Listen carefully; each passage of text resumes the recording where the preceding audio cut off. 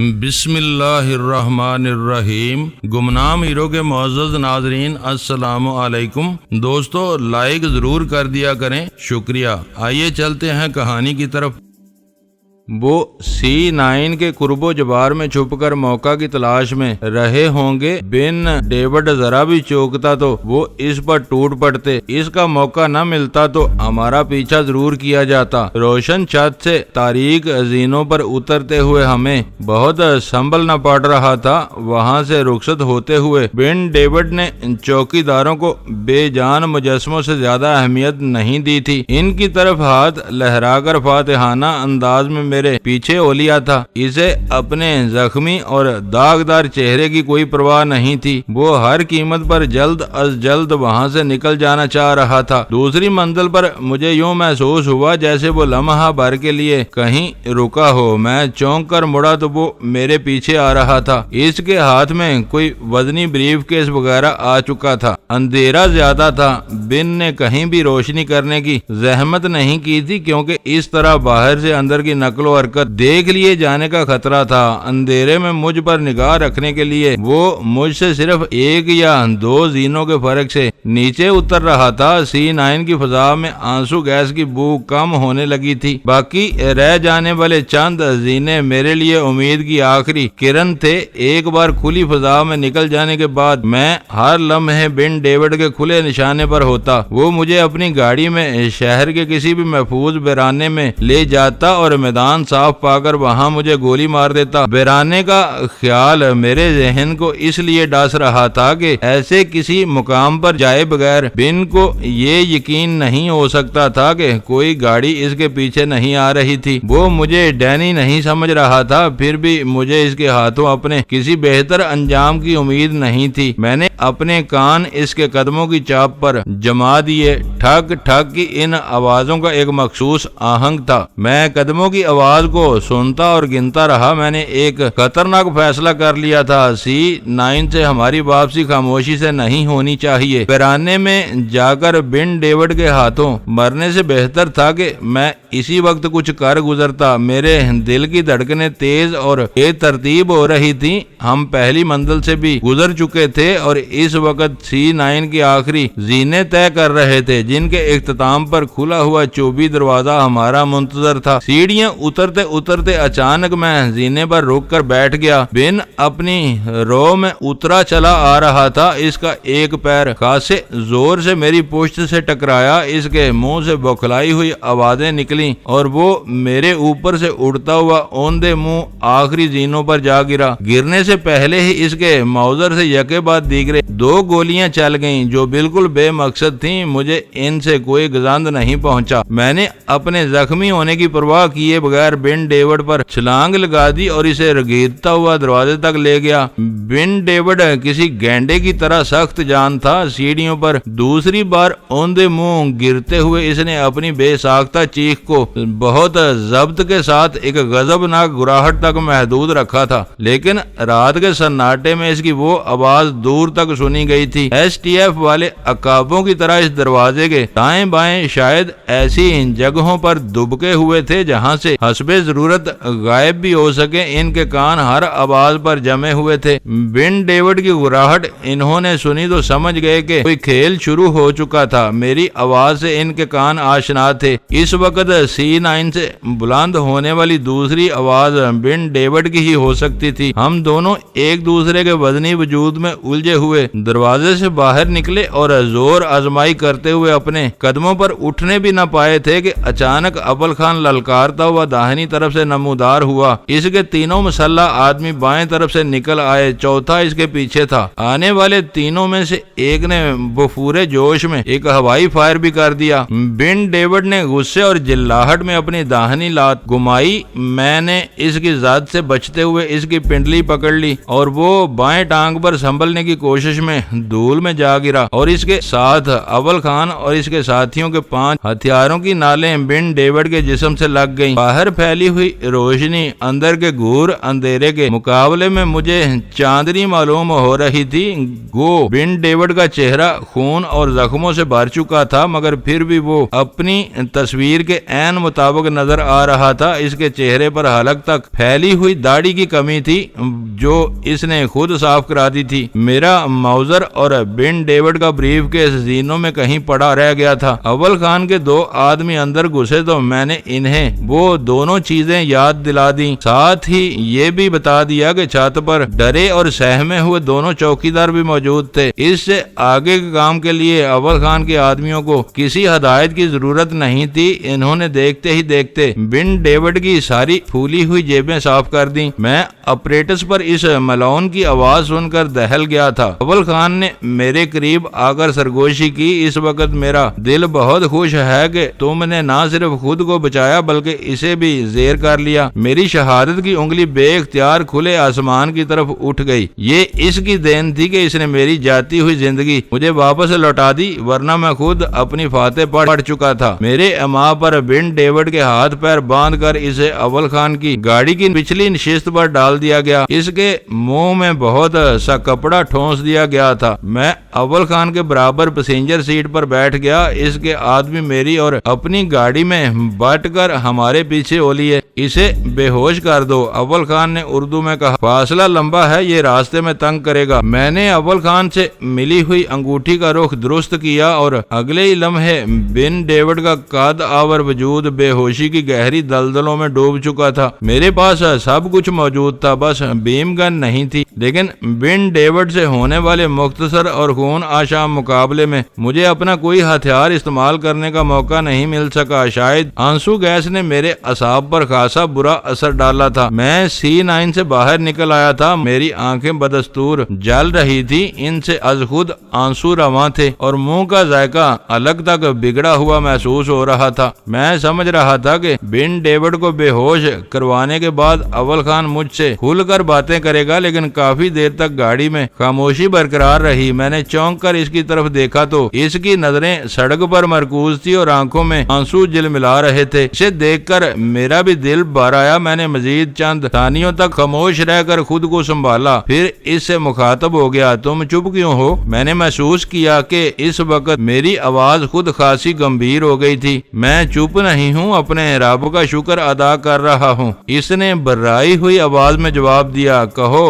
کیا کہہ رہے ہو؟ آج زندگی اور موت میں بس ایک اڑنگے کا فاصلہ رہ گیا تھا، میں نے پھیکی سی ہنسی کے ساتھ جواب دیا۔ میری سمجھ میں نہیں آ رہا تھا کہ اس نے تمہیں اتنی آسانی سے کیسے گھیر لیا۔ تمہاری چھوڑی ہوئی آنسو گیس نے میرا کام تمام کر دیا۔ اس نے ماسک پہنا ہوا تھا، میں نے بتایا۔ غنیمت یہ ہوا کہ زبان یا کسی اور مسئلے کی وجہ سے چوکیداروں نے اس کا ساتھ نہیں دیا، ورنہ وہ مجھے چھت پر ہی پیس کر رکھ دیتا۔ یوں نہیں، ذرا پوری کہانی سناؤ۔ آج کا واقعہ میں زندگی بھر فراموش نہیں کر سکوں گا۔ وہ میری ہر بات غور اور خاموشی سے سنتا رہا۔ میں خاموش ہوا تو اس نے بے ساختہ کہا، یوں کہو کہ آج بھیم گن نہ لے جانے کی وجہ سے تمہاری جان بچ گئی، ورنہ وہ تمہیں گولی مار دیتا۔ اب سے کچھ دیر پہلے میرا بھی یہی خیال تھا جو اب بدل چکا ہے۔ کیوں؟ کیا کوئی بھولی ہوئی بات یاد آ گئی ہے؟ اس نے حیرت سے پوچھا۔ قیدی کو زندہ رکھنا اس کی مجبوری تھی، مجھے مار کر اسے خود بھی مر جانا پڑتا۔ اسے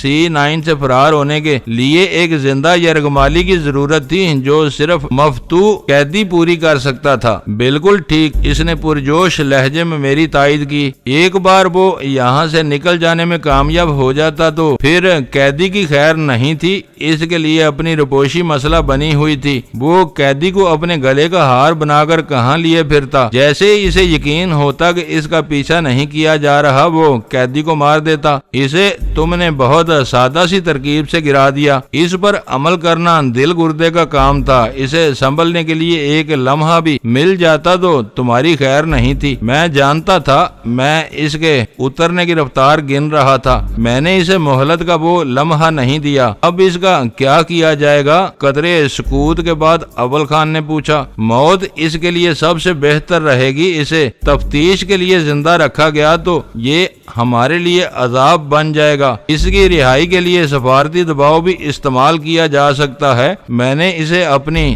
دو ٹوک رائے سے آگاہ کر دیا۔ ہو سکتا ہے کہ جلال اسے زندہ رکھنا چاہے۔ اول خان نے اپنا خیال ظاہر کیا۔ میں اسے اس غلطی کا مشورہ نہیں دوں گا۔ اچھا ہوا کہ اس وقت وہ ہمارے ساتھ نہیں ہے۔ اس وقت جو کچھ ہوا وہی سب سے بہتر تھا۔ اگر حالات اس کے برعکس ہوتے اور بن ڈیوڈ مجھے وہاں سے نکال لے جانے میں کامیاب ہو جاتا تو بڑی الجھنیں سر ابھار سکتی تھیں۔ اس نے مجھے ڈینی سمجھنے سے انکار کر دیا تھا، مگر وہ مجھے زندہ رکھتا یا مار دیتا۔ دونوں صورتوں میں نک اور ٹام ضرور مجھ سے ملتے یا اخباروں میں میرے بے جان چہرے کی تصاویر دیکھتے اور مجھے کرنل ڈابر کے طور پر پہچان لیتے۔ ان کی اس شناخت سے یہ بات تو پایا ثبوت کو پہنچ جاتی کہ ایس ٹی ایف آخرکار آئی مین تک پہنچنے میں کامیاب ہو گئی تھی، لیکن اس کے دوسرے نتائج خوشگوار نہ ہوتے۔ میں نے اول خان سے آسانی سے کہہ دیا تھا کہ بن ڈیوڈ کو مار دینا چاہیے، لیکن اس سے پہلے اس سے بہت کچھ اگلوانا ضروری تھا۔ میں خاموش سفر کے دوران ان نکات کے بارے میں سوچتا رہا اور آخرکار ہم اسٹیشن 4 کی حدود میں داخل ہو گئے۔ ڈرائیونگ سیٹ پر اول خان کی موجودگی کی وجہ سے گاڑی کو کہیں نہیں روکا گیا تھا۔ اسٹیشن 4 پہنچتے ہی میں نے سب سے پہلے گھر فون کیا۔ دوسری طرف سے غزالہ نے جواب دیا، بلکہ جوابی سوال کر ڈالا۔ آپ دونوں کہاں ہیں اور کیا ہو رہا ہے؟ ہم آپ کی طرف سے فکر مند ہیں۔ بن ڈیوڈ اسٹیشن 4 کے ایک کمرے میں بے ہوش پڑا ہوا ہے، باقی سب خیریت ہے۔ فی الحال یہاں بھی سکون ہے۔ دیکھنا یہ ہے کہ رات کیسے گزرتی ہے۔ آپ کب تک آئیں گے؟ میری واپسی کا انحصار بن ڈیوڈ کے رویے پر ہے۔ ابھی اس سے مذاکرات باقی ہیں۔ تم بے فکر ہو کر اپنے کمرے میں لیٹو، اللہ نے چاہا تو خیریت رہے گی۔ میں نے فون بند کر دیا۔ اول خان نے بن ڈیوڈ کے بریف کیس کا تالا کھولنے کی کوشش شروع کر دی۔ ہم میں سے کسی نے C9 کی تلاشی میں وقت برباد کرنے یا کسی کو وہاں روکنے کی کوشش نہیں کی تھی۔ بن ڈیوڈ ایک بگوڑا مجرم تھا، اپنی ساری ضروریات کو کہیں یکجا کر کے ہر وقت کوچ کے لیے تیار رہنے کا عادی رہا ہوگا۔ مجھے امید تھی کہ بریف کیس سے بہت کچھ برآمد ہوگا۔ اول خان کی میز پر وہ تمام چیزیں اکٹھی تھیں جو بن ڈیوڈ کے لباس کی جیبوں سے برآمد ہوئی تھیں۔ ان میں وہ اشیاء بھی شامل تھیں جو اس نے میری جامع تلاشی میں میری جیب سے برآمد کی تھی۔ ان میں صرف ایک چیز میرے لیے پرکشش تھی، وہ ہتھیلی میں سما جانے والا ایک ننھا سا ٹرانسمیٹر تھا۔ وہ نئی ساخت پہلی بار میرے مشاہدے میں آئی تھی۔ اس کی نیم پلیٹ کے اندراجات کو کھرچ کر مٹا دیا گیا تھا۔ وہ اپریٹس بن ڈیوڈ کی جیب سے برآمد ہوا تھا، اس لیے مجھے شبہ ہو رہا تھا کہ وہی آلہ اس کے اور دوسروں کے ہنگامی روابط کے لیے کام آتا ہوگا۔ ذرا سی محنت کے بعد بریف کیس بھی کھل گیا۔ میری توقع کے برعکس اس میں کوئی کاغذی ریکارڈ بھی نظر نہیں آیا۔ اس میں جدید ترین مواصلاتی آلات، مختصر ہتھیار اور ان کے میگزین وغیرہ بھرے ہوئے تھے۔ اپنے اجزائے ترکیبی کی بنا پر وہ کسی مجرم کا دستی اسلحہ خانہ تھا، جس میں چند اساس ترین اسپائی کیمرے بھی شامل تھے۔ ہم بلا وجہ یہ بوجھ لاد لائے، اس میں ایک بھی کام کی چیز نہیں ہے۔ میں نے ہنستے ہوئے ایک ڈبیا بریف کیس سے نکال کر اس کے سامنے رکھ دی۔ یہ آج کی بھاگ دوڑ پر تمہارا انعام ہے۔ حیرت ہے کہ تم CSD کو نہیں پہچان سکے۔ اول خان نے اشتیاق سے اسے اٹھا لیا۔ تمہاری CSD بیڈ روم میں لگی ہوئی ہے، وہاں تک میری رسائی نہیں ہے۔ اس نے CSD کو گھما پھرا کر دیکھا اور پھر احتیاط سے اپنی میز کی دراز میں رکھ لیا۔ ہم دونوں گھر سے کھانا کھا کر نکلے تھے۔ اس وقت چائے کی شدید طلب محسوس ہو رہی تھی۔ اول خان کی اردلی نے ذرا سی دیر میں چائے تیار کر دی۔ چائے نوشی کے دوران میں اول خان نے شی اور آئی مین کے بارے میں بات نکالنے کی کوشش کی، مگر میں نے اسے خاموش کر دیا۔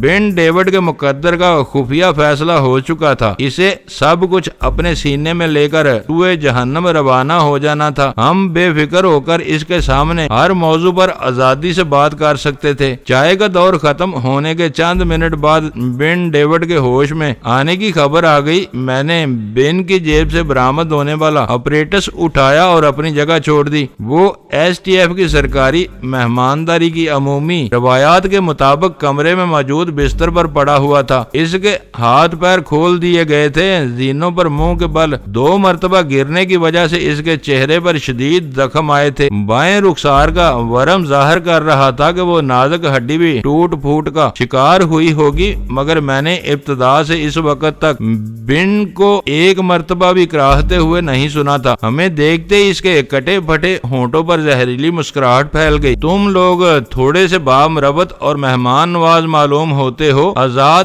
ہاتھ پیروں کے ساتھ کمر کے نیچے بستر کی موجودگی کا احساس خاصا فرت انگیز ہے۔ وہ بولا، ہماری یہ عنایات بلا سبب نہیں ہے، ہم تمہیں یہ بتانا چاہتے ہیں کہ تم زندہ رہنا چاہو تو رہ سکتے ہو۔ میں نے سرد لہجے میں کہا، یہ باتیں تمہارے منہ سے اچھی نہیں لگیں۔ اس نے منہ بنا کر حقارت سے کہا، میرے کسی ہم رتبہ شخص کو سامنے لاؤ، میں ڈینی کے سوا کسی سے بات نہیں کروں گا۔ ڈینی تمہارے اسی خادم کو کہا جاتا ہے۔ میں نے اپنے سر کو ہلکا سا خم دے کر احتجاجیہ انداز میں کہا۔ ہاں، وہ حیرت سے بونچ کا رہ گیا اور بے اختیار بستر پر سیدھا ہو کر بیٹھ گیا۔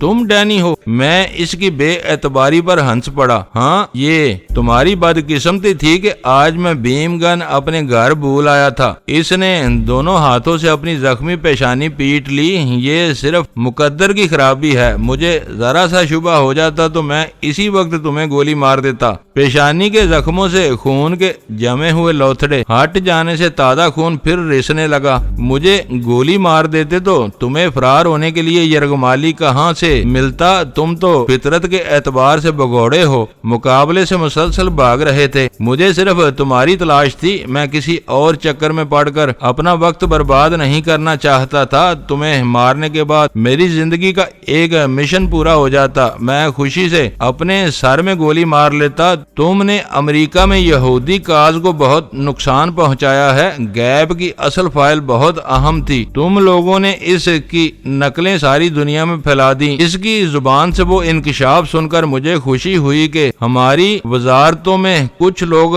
توندہی سے کام کر رہے تھے۔ وہ فائل لانے کے بعد پتہ ہی نہیں چل سکا تھا کہ اس پر کیا کام ہوا تھا، سب کچھ وقتی اور جذباتی باتوں میں دفن ہو کر رہ گیا تھا۔ آخر کار تم نے اگل ہی دیا کہ گیپ کا لکھا سچ ہے اور تم بھی عالمی صہیونیت کے پکے ایجنٹ ہو۔ میں تمہیں بتاتا ہوں کہ میں کیا ہوں۔ بستر سے نیچے اتر آیا اور پھر کسی چیتے کی طرح جھپٹ کر میری طرف آیا تھا۔ مجھے اس کے تیور اچھے نہیں لگ رہے تھے، میں بروقت اس کے راستے سے ہٹ گیا۔ وہ اپنے پورے زور میں دیوار سے ٹکراتے ٹکراتے بچا۔ اس نے اپنے دونوں ہاتھ دیوار پر ٹیک کر خود کو بچا لیا تھا۔ میں نے پلٹ کر اس کی پشت پر زوردار لات رسید کی اور وہ پھسل کر فرش پر گر گیا۔ یہ تمہاری اصل اوقات ہے، ایک کتے سے بھی بدتر، میں نے نفرت سے کہا۔ اس وقت تم بالادست ہو، جو چاہو کہہ سکتے ہو، مگر میں تم کو بتا رہا ہوں کہ گنتی پوری ہو چکی ہے، تمہارا وقت کسی بھی لمحے ختم ہو سکتا ہے۔ یہودیوں کے ساتھ تم نے امریکیوں کی بھی دشمنی مول لی ہے، وہ تمہیں ہرگز نہیں بخشیں گے، مار مار کر تمہارا برکس نکال دیں گے۔ امریکی اور یہودی اپنی اپنی طاقت کے نشے میں دھت ہیں، ایک کو اپنی فوجی برتری کا گمانڈ ہے، دوسرے کو اپنی معاشی گرفت پر ناز ہے۔ یہ دونوں خدا کو بھولے ہوئے ہیں، وہ طاقت جوش میں آ گئی تو یہ دونوں خس و خاشاک کی طرح بہہ جائیں گے، دور دور تک انہیں کوئی بچانے والا نہیں ہوگا۔ وہ اٹھ کر دھیرے دھیرے چلتا ہوا اپنے بستر پر جا بیٹھا اور طنزیہ لہجے میں بولا، کووں کے کوسنے سے ڈور نہیں مرا کرتے، ہر کمزور بدماش اپنی حرکتوں کی وجہ سے مار کھاتا ہے تو اسی طرح کلکلا کر مارنے والے کو کوستا ہے، لیکن اس کا کچھ نہیں بگڑتا۔ جب ہی تم اس وقت اس چھوٹے سے کمرے میں نظر آ رہے ہو، اس میں تمہارا کوئی کمال نہیں ہے، غلطی میری تھی کہ میں تم جیسے موذی کو نہیں پہچان سکا۔ مجھ سے یہ چوک نہیں ہوئی ہوتی تو تمہارا قصہ C9 میں ہی تمام ہو جاتا، تم مجھے اپنی بکواس سنانے کے لیے زندہ نہ رہتے۔ تم کو اندازہ ہے کہ تمہارا انجام کیا ہو سکتا ہے، میں نے اسے ڈرانا چاہا، تم مجھے بلیک میل کر کے زندہ رکھنا چاہو گے، مگر ایسا نہیں ہو سکے گا، تمہارے پاس دوسری راہ یہ رہ جائے گی کہ تم مجھے مار دو۔ اس نے بے خوف خوفی سے کہا، یہاں تم کو کس کس کی سرپرستی حاصل تھی؟ قدرے خاموشی کے بعد اول خان نے سوال کیا، مجھے ہر انصاف پسند انسان کی سرپرستی حاصل تھی۔ لوگ تم جیسے بنیاد پرست مسلمانوں سے نفرت کرتے ہیں جو اپنی قتل و غارت گری کی حرکتوں کو اللہ کی مرضی سے موسوم کر کے خود بے گناہ بننے کی قابل نفرت کوششیں کرتے ہیں۔ بن ڈیوڈ کی آواز میں بلا کا زہر رچا ہوا تھا۔ ہماری خون اشام عادتوں اور عقیدوں سے دنیا کا ہر مہذب آدمی خوفزدہ ہے۔ تم ہم دونوں کی بات کر رہے ہو یا دنیا کے سارے مسلمانوں کو گالیاں دینے کی کوشش کر رہے ہو؟ اول خان نے تلخی سے پوچھا۔ مشرق سے مغرب تک ہر مسلمان ایک فتنہ ہے اور میری نظروں میں قابل سزا ہے۔ مذہب کی آڑ لے کر تم لوگوں نے عالمی گنڈا گردی شروع کی ہوئی ہے۔ اب دنیا پر رفتہ رفتہ یہ عقدہ کھل رہا ہے کہ تمہارا جہاد کا نظریہ عالمی امن کے لیے کتنا خطرناک ہے۔ تم دونوں فرشتے نہیں ہو، اسی عالمی فتنے کا ایک سرگرم حصہ ہو۔ وہ نئی باتیں نہیں تھیں، ڈکے چھپے الفاظ میں وہ سب عالمی پریس کی زینت بنتا چلا آ رہا تھا، لیکن ایک ممتاز اور متعصب یہودی کی زبان سے وہ مربوط باتیں اس وقت ہولناک معلوم ہو رہی تھیں۔ صاف نظر آ رہا تھا کہ مغرب کے مقتدر حلقوں میں اسلام اور مسلمانوں کے خلاف اندر ہی اندر لاوا پک رہا تھا۔ دنیا بھر کی ترجمانی کے دعوے چھوڑ دو، میں نے اسے تاؤ دلانے کی نیت سے کہا، اپنی بات کرو۔ تم نے ہمارے ہاتھوں سے جوتے کھائے ہیں، اس لیے اب تمہیں ہمارے مذہب میں بھی کیڑے نظر آنے لگے ہیں۔ جہاد ایک ٹھوس حقیقی نظریہ ہے، یہ مظلوم اور حق کے خلاف نہیں ہوتا۔ اللہ کا نام سر بلند رکھنے کے لیے ظالموں اور باطل قوتوں سے پوری قوت سے ٹکرا جانے کو جہاد کہا جاتا ہے۔ یہ میں نہیں کہہ رہا، دنیا کہہ رہی ہے۔ تم لوگوں کی برہمی کی وجہ سے اخباروں میں کچھ نہیں آتا، ورنہ مغرب میں دانشور اور اسکالر سر جوڑے بیٹھے ہیں کہ مسلمانوں میں جہاد کی بڑھتی ہوئی مقبولیت کو کیسے کم کیا جائے۔ دوسرے مذاہب اس سے خوفزدہ ہیں۔ اس صدی کے بست تک یہ تمہارے ملاؤں تک محدود تھا۔ آج پڑھے لکھے اور روشن خیال مسلمان بھی اس سے متاثر ہو رہے ہیں۔ یہ ایک خوفناک علامت ہے۔ مغرب اس وبا کے قابو سے باہر ہونے سے پہلے اسے ختم کرنا چاہتا ہے۔ آج مغرب بلکہ دنیا بھر کی سربراہی امریکہ کے پاس ہے، اس لیے وہ بنیاد پرست مسلمانوں کی سرکوبی کی مہم میں سب سے آگے ہے، اسی لیے وہ تمہیں اپنا دشمن نظر آتا ہے۔ تم نے یہ سمجھنے کی کوشش نہیں کی کہ مغرب کی حد سے بڑی نا انصافیوں اور ظلم کے خلاف اس جذبے کا احیاء ہو رہا ہے۔ میں نے بات بڑھائی، کہیں کوئی ظلم نہیں ہو رہا، تم سب مسلمان بدماش ہو۔ اس نے برہمی سے کہا، یہودیوں کو ان کے وطن سے بے دخل کر کے فلسطین بنانا چاہتے ہو، کشمیر پر قبضے کے خواب دیکھ رہے ہو، انڈونیشیا میں عیسائیوں کو فنا کر دینا چاہتے ہو، یورپ کے قلب میں دوبارہ اسلامی سلطنت کی داغ بیل ڈالنے کے چکر میں ہو، سب سے بڑے ظالم ہو۔ تم سے ہر مذہب کے پیروکار خوفزدہ ہیں، کیونکہ جب تم ہتھیار اٹھا لیتے ہو تو پھر کسی کو نہیں بخشتے۔ تمہارے نام نہاد مجاہد خود کا شام کے ساتھ تل عبید کی تفریح گاہوں میں گھستے ہیں تو انہیں ہنستے کھیلتے ہوئے امن پسند یہودیوں پر ذرا بھی رحم نہیں آتا۔ وہ اپنے ساتھ ان سب کو لے مرتے ہیں۔ یہ ان پر یہودیوں کے مسلسل مظالم کا رد عمل ہے۔ جب تمہارے ٹینک اور بلڈوزر عرب آبادیوں کو رونتے ہیں، ان پر زمین اور آسمان سے بارود برساتے ہیں تو تمہارا دل نہیں دکھتا۔ وہ فلسطینیوں کے ظلم کی سزا ہوتی ہے جو سب کو بھگتنی پڑتی ہے۔ اس نے بے پرواہی سے کہا، پھر اچانک ہاتھ آگے بڑھا دیا، ہو سکے تو مجھے ایک سگریٹ دے دو۔ تم لوگوں نے میری جیبوں میں کوئی تنکا تک نہیں رہنے دیا۔ اس کی وہ فرمائش پوری کرنے میں کوئی حرج نہیں تھا۔ میں نے اپنے ہونٹوں سے لگا کر ایک سگریٹ سلگائی اور اس کی طرف اچھال دی۔ اس نے سگریٹ لپک کر اپنے ہونٹوں سے لگا لی اور دھوئیں کا ایک گہرا کش اپنے سینے میں اتار لیا۔ تم ہٹ درمی سے کام لے رہے ہو؟ اس بار اول خان نے نرمی سے کہا، یہ پہلے انڈا یا پہلے مرغی والی بحث ہے۔ ہٹ درمی سے کوئی نتیجہ حاصل نہیں ہوگا۔ یہودیوں پر ہٹلر نے مظالم کیے تھے، وہ اللہ کی اس معتوب قوم کو صفحہ صفحہ ہستی سے مٹا دینا چاہتا تھا۔ جنگ جیت کر اتحادیوں نے یہودیوں کو امریکہ یا جرمنی کے بجائے عربوں کے قلب میں بسا کر اسرائیل بنا دیا۔ نفرت کی شجرکاری اسی وقت شروع ہو گئی تھی۔ میں تاریخ دان نہیں ہوں، اس نے اپنے سینے میں رکا ہوا دھواں اگلتے ہوئے جواب دیا، میں آج کی دنیا میں جی رہا ہوں اور اسی کو دیکھ رہا ہوں۔ مجھے یہ سوچ کر دہشت سے پھریریاں آنے لگتی ہیں کہ اگر دنیا کے کروڑوں مسلمانوں نے معقولیت کی راہ چھوڑ کر ہتھیار اٹھاتے ہوئے جہاد کا نعرہ لگا دیا تو اس دنیا کا کیا بنے گا؟